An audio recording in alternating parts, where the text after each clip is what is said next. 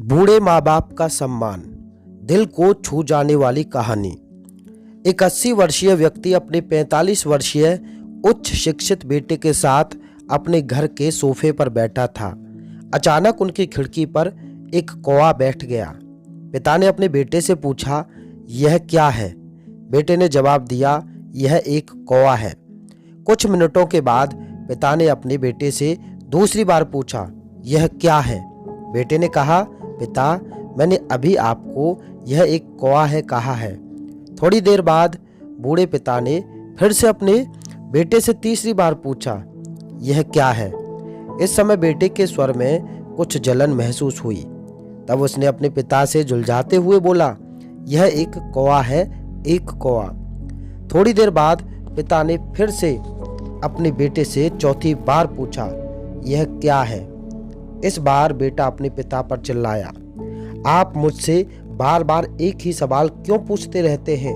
हालांकि मैंने आपको कई बार बता चुका हूं कि यह एक कौवा है।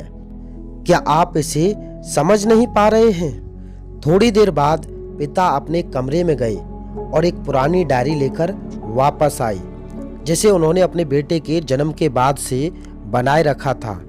एक पेज खोलने पर उन्होंने अपने बेटे को उस पेज को पढ़ने के लिए कहा। जब बेटे ने इसे पढ़ा तो निम्नलिखित शब्द डायरी में लिखे थे, आज मेरा 3 साल का छोटा बेटा सोफे पर मेरे साथ बैठा था जब खिड़की पर एक कौवा बैठा था। मेरे बेटे ने मुझसे 23 बार पूछा कि यह क्या है, और मैंने उसे 23 बार जवाब दिया कि यह एक कौवा है। मैंने उसे हर बार प्यार से गले लगाया और उसने मुझसे 23 बार फिर से वही सवाल पूछा। मुझे इस बात से बिल्कुल भी चिढ़ नहीं हुई कि मैंने अपने मासूम बच्चे के लिए प्यार महसूस किया है, जबकि छोटे बच्चे ने मुझसे 23 बार पूछा, यह क्या है?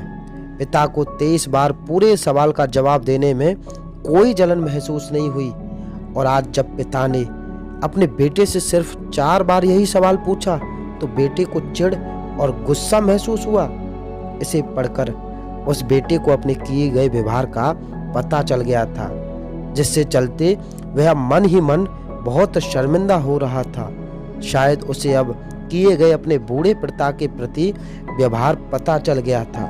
इसलिए यदि आपके माता पिता जब बुढ़ापे में होते हैं, उन्हें ना तो पीछे छोड़ें और ना ही उन्हें एक बोझ के रूप में देखें। अगर आपको हमारी ये कहानी पसंद आई है तो इस चैनल को सब्सक्राइब करके वीडियो को लाइक ज़रूर करें।